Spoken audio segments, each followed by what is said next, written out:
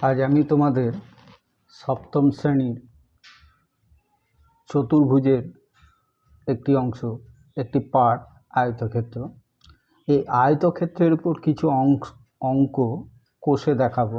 সেই অঙ্কগুলোর সূত্র সহ আমি ব্যাখ্যা করব। তোমাদেরকে বলবো তোমরা সহজেই এই আয়তক্ষেত্রের উপর যে কোনো অঙ্ক করতে পারো, যদি এই সূত্রগুলো এবং পদ্ধতিগুলো ভালো করে মনে রাখো। সেই জন্য তোমাদের বলবো তোমরা ভিডিওটি স্কিপ না করে শেষ পর্যন্ত অবশ্যই দেখবে।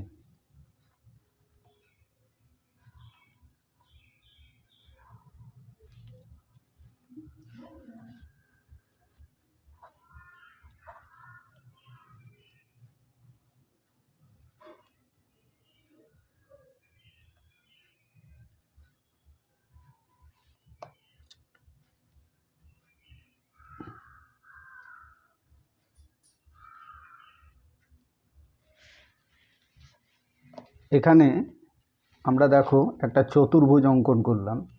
ABCD একটা চতুর্ভুজ। চতুর্ভুজের মনে রাখবে যে এই যে বাহুটা সমান BC বাহু সবসময় কিন্তু সমান। এটা একটি, আবার AB সমান DC, এ দুটো কিন্তু সমান। আমরা যেহেতু মিটার একক ব্যবহার করেছি সেটা লিখলাম। তাহলে যদি তোমাদের বলে ABCD এই যে চতুর্ভুজ, এই চতুর্ভুজের পরিসীমা কত, তাহলে পরিসীমা বের করবে তোমরা কিভাবে? এর একটা সূত্র আছে, সেই সূত্রটা অবশ্যই তোমাদের মনে রাখতে হবে। 2 দৈর্ঘ্য যোগ প্রস্থ, এটা সূত্র।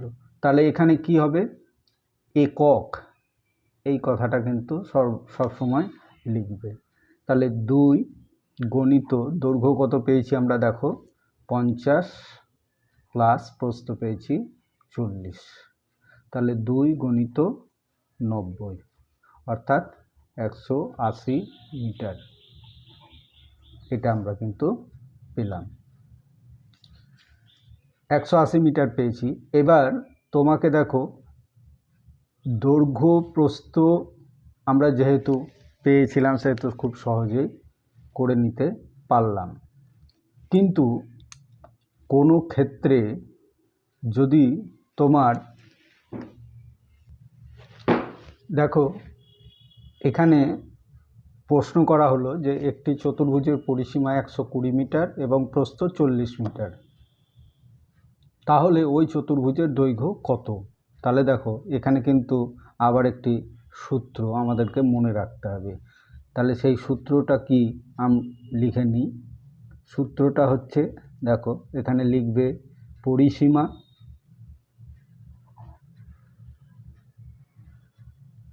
বিয়োগ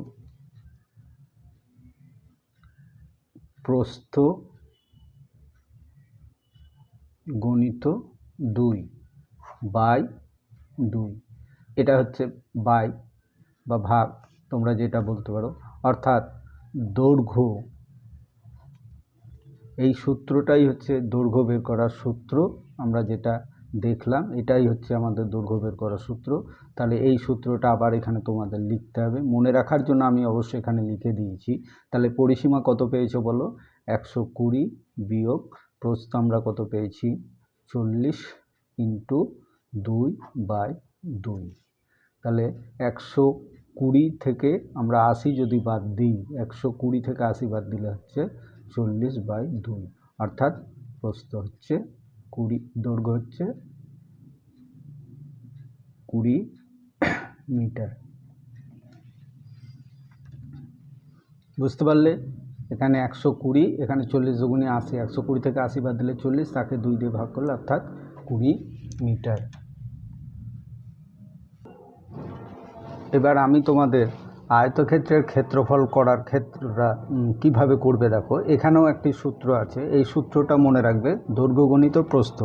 এবং যে কোনো ক্ষেত্রফল নির্ণয়ের ক্ষেত্রে এই বর্গ কথাটা কিন্তু অবশ্যই ব্যবহার করতে হবে। বর্গ কথা যদি না ব্যবহার করো তাহলে কিন্তু পুরো অঙ্কটা ভুল হয়ে যাবে।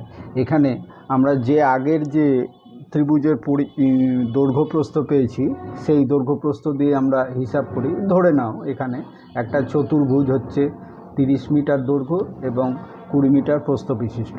তাহলে এই আয়তক্ষেত্রটা তোমাকে যদি ক্ষেত্রফল নির্ণয় করতে বলে, তাহলে তুমি কি করবে?